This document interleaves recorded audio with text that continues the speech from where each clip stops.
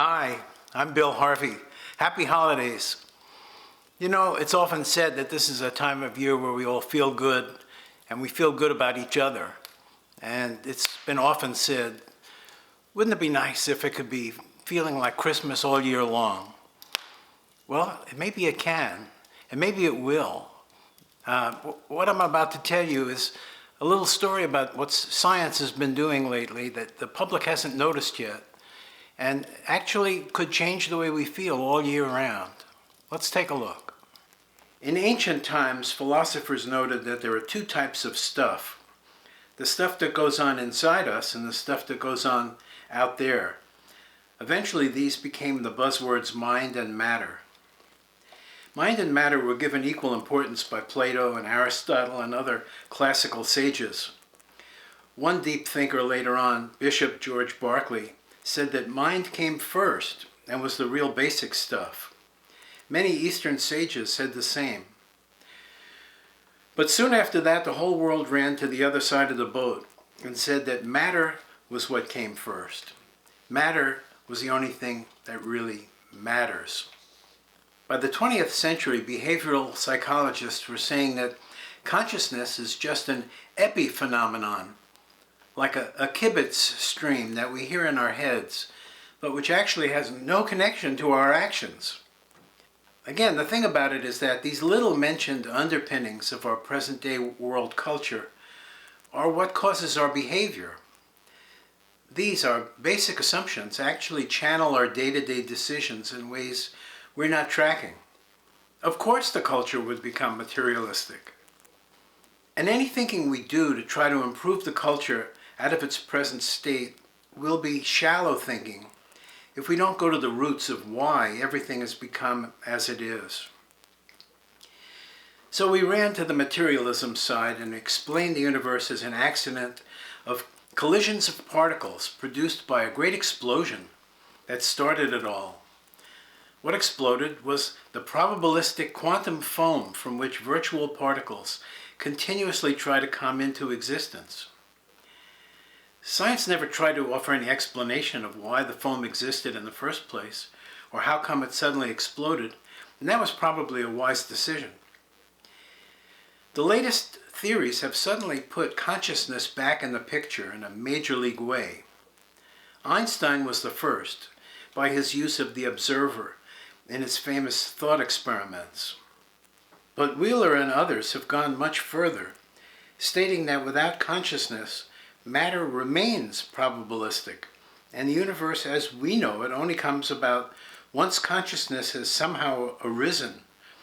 Wheeler created that U-shaped figure, which symbolizes the universe developing from the top of the left fork of the U as probabilities of states of matter, and going on that way for a time, just probabilities, until finally consciousness develops, that eye opens, and then the matter becomes definite in specific positions that it's observed in by consciousness. He called this his participatory anthropic principle.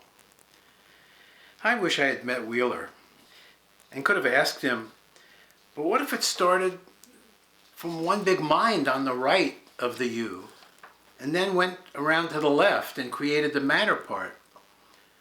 But anyway, does it really matter where it started? With the way physics has already gone, consciousness is pretty obviously the most crucial piece of existence. And yet the world has not noticed this subtle but incredibly important shift in scientific thinking. Wheeler explicitly said, if a tree falls in a forest and someone isn't there to register it, it never actually falls. It has a distribution of probabilities for falling in every possible direction or of staying standing. Wheeler, incidentally, is the father of modern quantum physics and has trained entire generations of physicists who are in leading roles today. Now, in addition to Wheeler, the oneness of all things that science now recognizes is also derived from the fact that particles who once hung out together retain instantaneous communication with each other ever after. as first reported by John Bell in 1964. This is not just theory anymore. Experimental proof has been furnished over and over again. We are all one connected whole. And sometimes particles become so entangled they appear to all to be a single thing, even though to us they appear to be separated by vast distances. China proved it again in 2017 using one of their satellites. And science has just in 2019 taken the first photo of this phenomenon in the form of Photon entanglement. Now, why did I say that talking about this stuff could be conducive to a happier future? First of all, connectedness is going to gradually permeate our consciousness, the way materialism did, but with better side effects.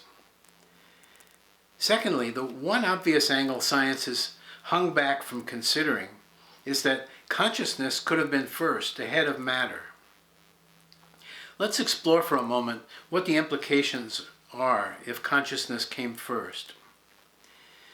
If there was consciousness before matter, were there many of them, or just one?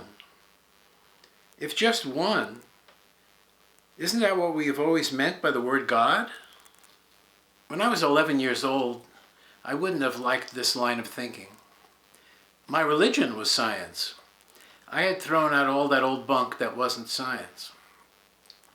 Yet somehow when I was 12, I heard myself think in sudden realization and awe, I am God and so is everyone else. It was a eureka moment, but I couldn't retrace the steps my mind had gone through to get to the thought. Between ages 5 and 12, I had been keeping track of the different voices in my head. Some things that came into my mind I could identify as a recording of something my parents had said. Some things that came into my mind had the ring of truth, and I had no idea where they came from. But from testing actions in the real world that had been impelled by that truth voice, I had learned to depend on advice from that voice. It was that voice that said, I am God and so is everyone else. I spent over 20 years trying to figure out how it could be possible that all of us is a single consciousness. I should have seen it sooner. But eventually I saw that one player could play an infinite number of different roles simultaneously, like an avatar in an infinite number of virtual reality video games. That one player would just need a fantastic amount of processing power to keep track of so many different things going on at once. This became my theory of the conscious universe in 1976. Later, when I met my wife Lalita in 2001, she told me that Kashmir Shaivism had propounded a similar idea in the 11th century. So what's my message here?